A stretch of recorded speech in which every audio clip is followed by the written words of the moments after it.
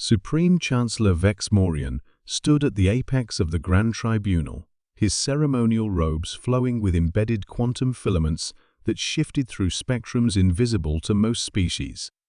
Below him, arranged in perfect geometric precision, sat representatives from 437 star systems, each one a testament to the Galactic Council's 5-millennium reign over known space.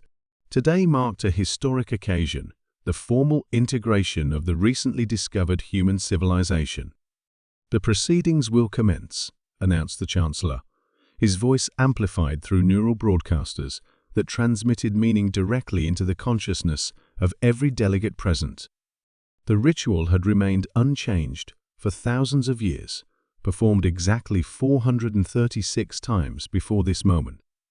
Ambassador Sarah Chen sat in the designated newcomer's seat, a simple metallic chair that seemed almost primitive compared to the floating crystal matrices and biomechanical throne organisms surrounding her. Her dark hair was pulled back in a practical bun, and she wore the standard diplomatic uniform of Earth's United Nations navy blue with silver trim. No ceremonial enhancements, no technological augmentations, no species-specific accommodations. Just a human woman representing 8 billion souls who had never asked for galactic citizenship. Species designation Homo sapiens, began Council historian Zolthek, his crystalline form refracting the chamber's bioluminescent lighting. Origin world, Terra, Sol system, Orion arm spiral.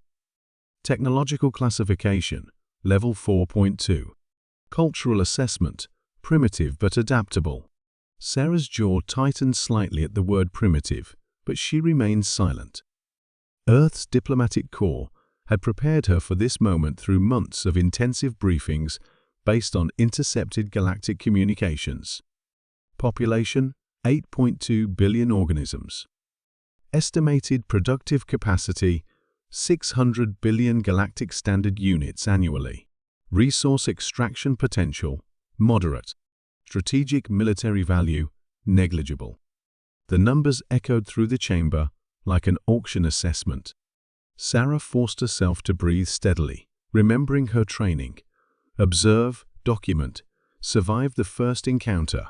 Supreme Chancellor Vex Morion gestured with one of his forearms, and a holographic document materialized above the central platform.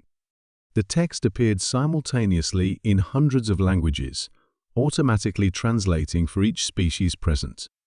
Ambassador Chen of Terra, the Chancellor intoned, you now bear witness to the Compact of Cosmic Order, the foundational treaty that has maintained peace and prosperity across the galaxy for 5,000 standard years.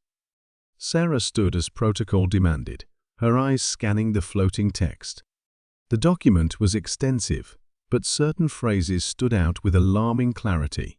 Tribute obligations, resource allocation requirements, mandatory technological transfers, and population contribution quotas.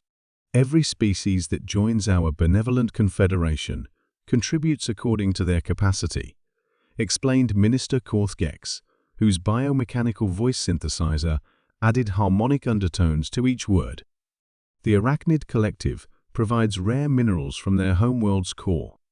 The Ethereal Dynasty offers psychic services. The Draconian Empire supplies military personnel for peacekeeping operations. And what, Sarah asked carefully, would be expected of humanity? The Chancellor's expression, insofar as his chitinous features could convey expression, seemed pleased by the question. Your species has shown remarkable aptitude for what you call creativity and innovation. These traits are uncommon in the galaxy. Additionally, your homeworld contains significant deposits of element 119, which we require for quantum stabilization matrices. Sarah felt a chill run down her spine. Element 119, discovered only 5 years earlier in Earth's particle accelerators, was apparently more valuable than anyone had realized. The tribute assessment for Terra, continued Chancellor Vex Morion, gesturing to another holographic display, is as follows. 70% of annual element 119 production. 2 million individuals per cycle for workforce allocation. Complete technological specifications for your species' weapon systems, particularly nuclear fusion devices. And unrestricted access to your creative output literature, music, visual arts, and entertainment media. The chamber hummed with approving harmonics from the assembled delegates. Sarah recognized the sound from her briefings. It was the galactic equivalent of applause. Furthermore, added Minister Korthgex, Terra will provide educational facilities for promising individuals from member species. Your planet will be redesignated as Educational Colony 119, administered by the Council's Department of Intellectual Resources. Sarah's hands clenched into fists at her sides. Educational Colony 119. Not Earth. Not Terra. A numbered designation that erased 8 billion years of evolution and 10,000 years of human civilization.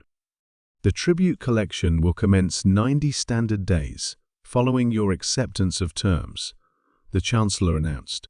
Transport vessels are already en route to your system. The transition will be efficient. The delegates around her began the harmonic humming again, apparently congratulating themselves on another successful integration. Sarah looked up at the floating contract, at the terms that would reduce humanity to manage livestock, their planet to a resource extraction site. Do you require time to consult with your governing bodies? Asked the Chancellor with what might have been magnanimity. Sarah remembered her final briefing with the UN Security Council. Secretary General Martinez had been clear. Find out what they want. If it's reasonable, we negotiate. If it's not. He hadn't finished the sentence, but everyone in the room understood. This was not reasonable. Ambassador Chen? Prompted the Chancellor. The Compact of Cosmic Order has been accepted by every species in recorded galactic history. The benefits of membership far outweigh the modest tribute requirements. Sarah looked around the chamber at the hundreds of alien faces, some crystalline, some scaled, some gaseous, some mechanical. Every one of them had apparently sat in this same chair, heard these same words, and made the same choice. Every single one had bent the knee to the Council's definition of order. Your response, Ambassador? The Chancellor's tone carried a hint of impatience. The ritual was taking longer than usual. Sarah stood straighter, her voice carrying clearly through the vast chamber as she delivered humanity's official response to the Galactic Council's tribute demands. No. The word hung in the air like a physical object. The harmonic humming stopped abruptly. Several delegates actually recoiled from their positions, as if the concept itself was toxic. Chancellor Vexmorian's four eyes blinked in perfect synchronization. I am not certain our translation protocols process that correctly. Did you perhaps mean to request modified terms? I said no, Sarah repeated, louder this time. Humanity refuses your tribute demands. We refuse your colonial designation. We refuse membership in your confederation. The silence that followed was complete. For the first time in 5,000 years, someone had simply refused to comply with the cosmic order. Minister Korthgex spoke first, his biomechanical voice crackling with disbelief. But that's not. Species cannot simply refuse. Watch us, Sarah said quietly. And in the diplomatic archives of the Galactic Council, historians would note that this was the moment the age of tribute began to end. All because of a single word.